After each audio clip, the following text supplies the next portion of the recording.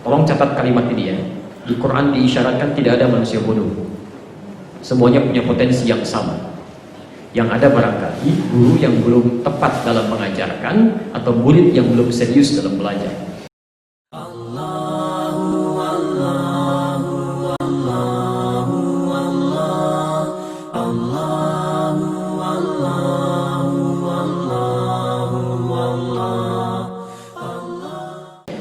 Ada satu kaidah dalam Al-Quran.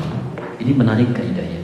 Di Quran surah ke-65 At-Talaq, di akhir ayat kedua, di awal ayat ketiga, bahkan bonusnya di awal ayat keempat. Jadi ayat 2, 3, 4, akhir ayat kedua, awal ayat ketiga dan keempat. Perhatikan gambarannya di sini. Allah memberikan rumus kehidupan, sederhana rumusnya, tapi butuh perhatian dan keyakinan yang dalam. Wa may yattaqillaha yaj'al lahu makhrajan.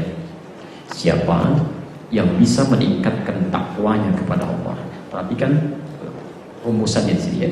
Siapa yang bisa meningkatkan takwanya kepada Allah, saat takwanya meningkat, yaj'al lahu makhrajan, maka kami jadikan seluruh kehidupannya menjadi mudah. Makhraj itu jalan keluar dari setiap persoalan. Jadi kalau semua persoalan sudah ada jalan keluar, mudah kan? Cara memahami dengan cepat ini. Di rumus mendapat kemudahan dalam hidup itu sederhana. Kalau ingin rumah tangga mudah, pekerjaan mudah, belajar mudah, rumus tercepatnya kata Quran, tingkatkan takwa. Ya. Silakan Anda cek ya. Di zaman Nabi pun sampai zaman sahabat dan masa-masa setelahnya, orang-orang yang cepat belajar saja. Saya menulis buku yang terakhir itu tentang bekal Nabi bagi penuntut ilmu dia. Kami sering ditanya, bagaimana caranya supaya cepat bisa menghafal, mudah untuk mempelajari. Ternyata semua ulama yang belajar dari tuntunan Nabi itu bukan karena punya kemampuan yang cerdas untuk menangkap sesuatu dengan cepat, karena semua itu terbuka peluangnya bagi siapapun. Tolong catat kalimat ini ya. Di Quran diisyaratkan tidak ada manusia bodoh. Semuanya punya potensi yang sama.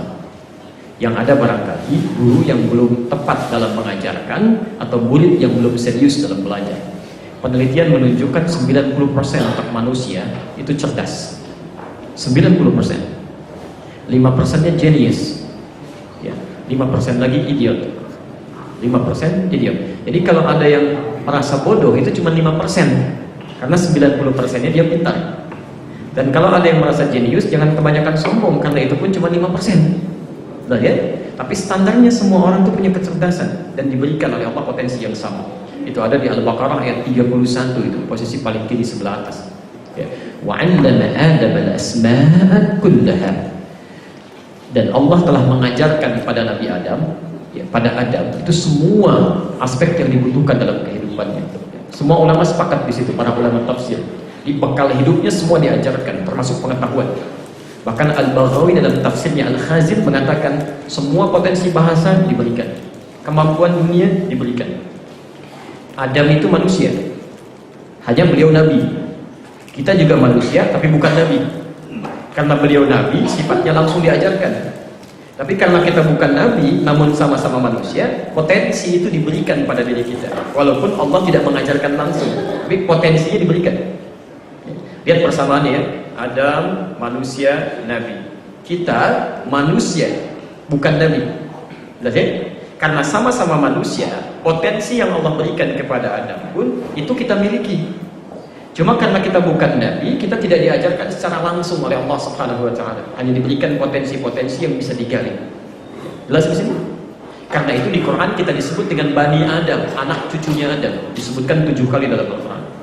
Jadi kalau Adam punya potensi untuk menguasai bahasa, manusia pun kita punya. Buktinya sekarang kita bisa komunikasi dalam bahasa. Jadi kalau tidak ada orang yang tidak bisa berkomunikasi dalam bahasa. Anda mau belajar bahasa Cina, bisa bahasa Cina. Belajar bahasa Inggris, bisa berkomunikasi dalam bahasa Inggris. Potensinya ada. Asal itu mau dipelajari gitu ya. Nah, tapi yang paling menarik, semua orang punya potensi cerdas. Tapi tidak setiap orang cerdas bisa satu menangkap pengetahuan yang terserap dalam jiwanya. saya perlu visualisasikan sedikit supaya tidak rumit ya. Ini untuk tambahan saja ya, tambahan. Kita turunkan dalil Al-Quran surah kedua Al-Baqarah ayat 31, posisi paling kiri sebelah atas. Turunannya di Quran surah ke-75 ayat 16 sampai dengan 18, posisi paling kanan sebelah bawah. Kemudian kita temukan juga konsep dasarnya di Quran surah ke-65 ayat 2 sampai dengan 4. Oke, pelan-pelan. Fokus sebentar. Ya, supaya nanti tidak banyak ditanyakan lagi ya. Lihat sini. Jadi Allah sampaikan wa 'allama Adam al-asma'a kullaha, dan diajarkan pada Nabi Adam alaihissalam semua potensi pengetahuan, semua pengetahuan. Knowledge.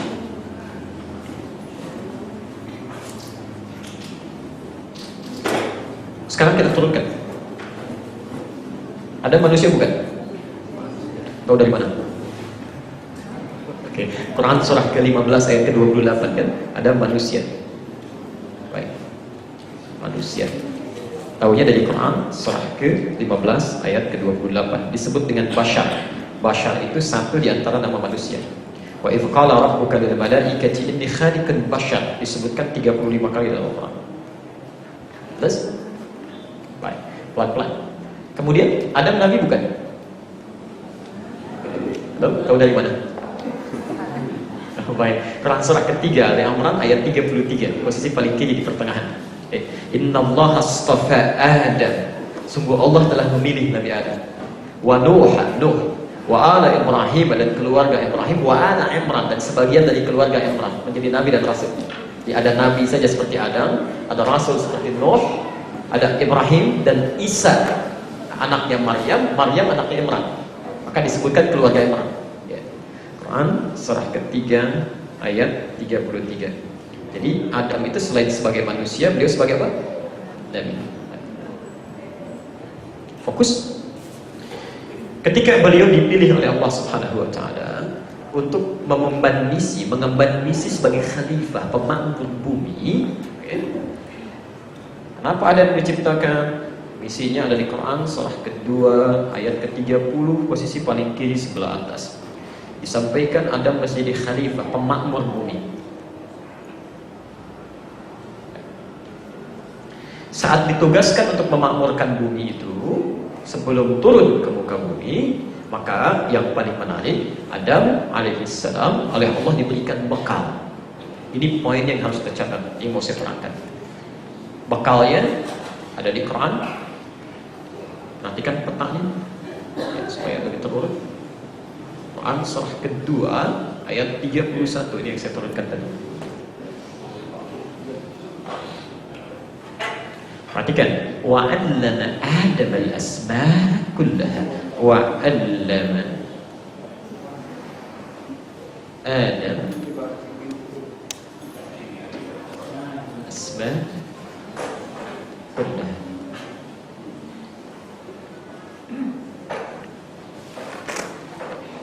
Fokus. Dan Allah mengajarkan langsung. Ya, 'allama itu mengajarkan langsung pada Adam al-asma' kullaha, semua jenis pengetahuan. Asma jama' bentuk plural dari kata ism. Jadi semua jenis, dan ditegaskan semuanya. Semua jenis pengetahuan, knowledge, semua diajarkan oleh Allah. Langsung diajarkan semua jenis pengetahuan, ilmu. Baik. Karena Adam ini nabi, ya, manusia tapi juga nabi, maka sifat kenabian itu menjadikan beliau mendapatkan kekhususan dari Allah. Ya, maka langsung diajarkan pengetahuannya. Nah, sekarang persoalannya, kita ketika Adam berketurunan, kemudian melahirkan keturunannya disebut dengan Bani Adam namanya, anak cucunya Adam. Pelan-pelan Adam berumah tangga, turun ke bumi, kan? Diciptakan, dikasih bekal, diberi tugas, dikasih bekal, diturunkan ke bumi, turun. Quran surah kedua ayat 38, posisi paling kanan sebelah atas. Qul nahbitu minha jami'a, sekarang mulai turun ke bumi. Fa imma ya'tiyannakum minni hudan faman tabi'a hudaya fala khaufun 'alaihim wa lahum yahzanun. Saat turun ini diberikan bekal. Oke, bekal tadi untuk dibawa sebagai misi khalifah. Singkatnya turun ke bumi, saya lebih percepat sedikit ya. Berjumpa lagi dengan istrinya Hawa. Kemudian mulai berumah tangga sampai berhubungan dan melahirkan keturunan. Quran surah ke-7 ayat 189 ya. Setelah keduanya berhubungan sebagai suami istri, kemudian lahir keturunan. Keturunannya disebut dengan Bani Adam, anak cucunya Adam. Disebutkan 7 kali dalam Al-Quran, diantaranya Quran surah ke-7 ayat 31.